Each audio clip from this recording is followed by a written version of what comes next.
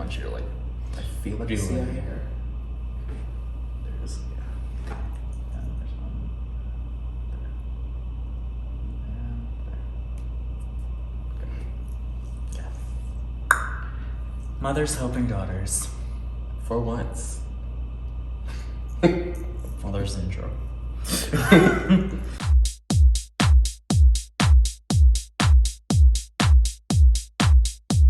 Welcome to Drag Race RuView. We won't get sued. This show is in no way affiliated with RuPaul's Drag Race, RuPaul, Charles, or anyone associated with anything that we talk about on this stream. This is purely the abandonings and bruisings of two local DMV drag queens. Please pay them no mind and don't sue them as they have no money. Thank you. Welcome back to Drag Race RuView. I'm your host, Logan Stone, and as always, I'm joined by my daughter, Tiffany D. Carter. Welcome back, week 4. So we are on our 4th week of Drag Race, and we finally have our first elimination. Yes. What are your thoughts on this whole, 4-part premiere for the season? Well, on one end, especially with COVID, I'm really excited that we get an extended look at these girls, because usually you can be like, they're first out, but I'll go see them at the club when they, do their tour, but we can't do that now. So this really gave us a chance to fall in love with each and every person if we wanted to. Yeah, I love that we kind of got an extended view. I wish we had some more eliminations by now, but look, we finally got all the girls in one room for the first time all season. Right. It's been like an awful lot of like getting to know them, and I feel like I agree that it's nice to see like more of them, especially with everything that they had to do because COVID. Yeah. So after these first 4 episodes, who are your top 4 after everything we've seen? Well, it's definitely changed. Oh yeah, how did it start? Where are you now? Well, I still think Tina Burner is gonna be in the top 4, like it or not. I think she's just a force to be reckoned with. And the judges are eating her up, so she's gonna be there a while. She's gonna be top 4. I thought, watching them meet the queens, that Elliott with 12 T's was really like somebody that they look for usually, so she was gonna make it. Now, I'm kind of moving her out and pushing Simone in. Oh, Simone wasn't in your top 4. She was not in my top 4. I was kind of, I won't say unimpressed, but just like, she'll be fun while she lasts, is what I thought from her. But girl, she is slaying it. She wore me out this week on the runway. Oh, girl. Like, I'm living for Miss Simone. And Olivia Lux is in there too. I don't know who from my original, because I have Denali also in my top 4, and I have Gottmik. Honestly, I hate to say it, but if Gottmik doesn't watch her back, Olivia's gonna sneak right on in there. Oh, yeah. I definitely agreed. Olivia was not on my radar at first, like on like first inspection of the cast. I would say like first inspection, I was like, Gottmik, Hands down. clearly a fan. Simone, because I had seen her before, like she was already in my top 4 for that. Denali is there for Yes, me. absolutely. And go figure. And now Olivia. Like, Yeah. I think those would be my top 4. So let's get into this episode. Let's do it. So we start the episode. This is like the first time all 13 girls are finally together. The A squad is in the workroom. B squad's walking in, and A squad's like, Elliott, you should hide. Yeah, I was gonna say, this is the first, not only the first time that A squad meets B squad, but that Elliott with 42 T's gets to confront the bitches that voted her out. Right. How would you have approached that? Like, would you have hid, or would you have been like, boom? Oh, I would have hid. I would have waited for the kiki. Like, I love when they're just like, so who'd you vote out? Where's the girl that, and Tina's just like, where's the girl that I beat? The other one. And they're like talking all their shit, and it's just like, she didn't leave an impression. And that's the moment when they're like, she didn't leave an impression. I was like, oh, I didn't? Right. Ooh. But Elliott comes out and she's like, oh, y'all have problems with me? Miss Tomisha. I was gonna say, the biggest mistake she did is of all the girls that you could have came for, you came for Miss Amon. Right. Like, girl, Miss Tomisha literally broke the 4th, 5th, 6th, 7th walls, staring into the souls of every single audience member this week, and was like, did this little bitch really just come for me right But now? it's such a mood. When someone comes at you the wrong way, I know we all have that Jim from The Office moment where we're just looking at that invisible camera just like, I know this bitch is not trying it. Like, and I would have felt the same way. I'm like, well, girl, you didn't impress me, so I said what I said. Now that's the one I'm very happy with. Like, I said what I said. Like, you know, someone had to go, and that's just the tea. Right, and she was like, you know what? They didn't vote for me, girl. They voted for you. Right, when Elliot's just like, I didn't see you jump up. Yeah, because who's jumping up to say, let's go, send me home? Girl, you do not mess with old school pageant queens. They have been around the block, and they know how to read. They will destroy you. That is not an enemy you want to make, especially not the legendary Tamisha Mahan. Listen, an old school drag queen is always going to have some nail glue on her, some lashes, and a shank. So Right. do not mess with that bitch. That's how you get glass in your powder. Yeah, like, exactly. She likes to stir the pot. She doesn't always know whose pot to stir, you know. Sometimes she's stirring the wrong pot, barking up the wrong tree. And you're gonna get burned. I wonder, because we always know that a lot of the questions are producer fed. I'm wondering if was that a producer fed question, or is that just who she is? Because I think that's who we're she starting to is. see a pattern here where she is confrontational. I think that's who she is. I think it's not so much being confrontational for her. I think it's just some people think it's cute to throw a little shade, and it's all in good fun, but you gotta know that person. You can't just be randomly meeting somebody and be like, let me ask you a really shady, bitchy question. Right. Girl, I would never talk to a random person like I talk to you. Exactly. Girl, they would be like, why do you hate me? And if a random person talks to me the way we talk to each other, I'm looking just like Tamisha Mahan, just like... And then I'm beating their ass. Right. So, no mini challenge this week. We go right into a maxi challenge, and it is RuPaul Hallmark movies. So, they're given 3 movie scripts, and they are split off into groups, and they separate all the girls. There's Valentine's Day, April Fool's Day, and Flag Day. Which is the most random of holidays. Which is why that's the one you should want. Exactly. Girl, I don't even know what Flag Day is. I've heard of it. Couldn't tell you what date it falls on. Same. I think it's in February, Sure. but I have no idea. I'm making shit up. I don't know. So we saw those 3 holidays. What holiday would you like to have seen that obviously wasn't one of the 3? Because Christmas is out. What other holiday would you like to see? In the spirit of ridiculous bullshit no one cares about, Groundhog's Day. Oh my god. They should have all been ridiculous ones. Yeah. So we go through all of them, and essentially we find out that the scripts for all 3 are the same.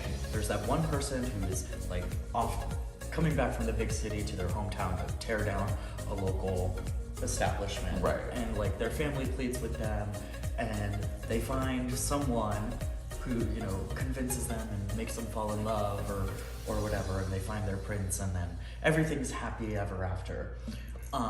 What character would you, so is picking the Flag Day one, who would you want to have been? Oh, I always want to be the bitch that's coming to tear shit down. Oh, I yeah. want to be that bitch that's coming back to town, but all of it, get rid of it. I would love to be like Simone and just fully go into it, just bitchy, and I love that she added all of that bullshit in the factory. Right. If you're given that character, it's a basis. It's here are your lines, but you can do whatever you want for it. Exactly. And she was like, you know what? I'm gonna make her say factory. Really fucking weird. For no reason. And she it was wins the fucking challenge because she slayed it. You know what I mean? It was a clear concept of just this is how someone from a small town who makes it big thinks they should act. So they're gonna talk like this and just oh my god, I would have fully been British for no reason. Because when you're rich, you're British. No, that would be perfect. Literally, changing who you are. Exactly. Because, girl, everybody here is speaking with a Wisconsin accent. Why are you British all of a sudden? Shout out to Because Max. I'm rich, bitch. Yeah, I would agree. That is definitely the character I would have wanted to play, and I would have. Oh my god, I would have so much fun with it. I would say though, an underrated character because it was so underwhelming the way it was performed. I would have also loved being the tree. I was literally about to say that. I was like, can we take a moment and talk about Sure. Kimura as the tree? Now, we know the iconic moment that she was supposed to be quoting. Exactly. Tyra Banks yelling at the girl. So I was rooting for you. I was rooting for you. I was rooting for us. Like, the second she said the line, even before Ross gave her any direction, I'm just like, oh, why didn't she say this like Tyra? Like, I hear the word rooting, and I'm like, say it like Tyra. Oh, yeah. Like, and then of course Ross gives her that directive, and her face, stone cold, just. It was going right over her head. Can we talk about how she was in full body in the green screen suit? You know what? Fill your fantasy. Some people love, like, Girl, make me a sexy tree. yeah. Like a tree with body. Thank you. So let's talk about like the actual performances. We had the 3 groups. Rank them for me. Who is your favorite? Who's your least favorite? I mean, Flag Day was the best. Yeah, I agree. I would say my least favorite. It's hard because they were both so terrible otherwise. But I would say Valentine's Day was my least favorite. Yeah, that was the first one. Yeah, I was And just not. It just didn't. I was very underwhelmed. Very, very underwhelmed. So overall, you know, I think we know that Simone was amazing and she won that challenge, like hands down. Who didn't do it for you? Like, of all the performances, do you agree with the bottom 2? If not, who should have been there instead? I'm gonna get hate more for this, but I would have taken Denali out of the bottom 2 and put Gottmik there.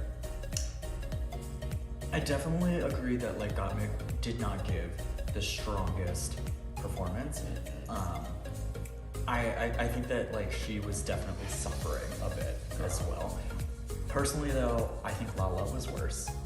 I mean, I literally like jaw hit the floor when they were like, Lala, you're safe, and Denali was in the bottom 2. I was like, why is Denali in the bottom 2?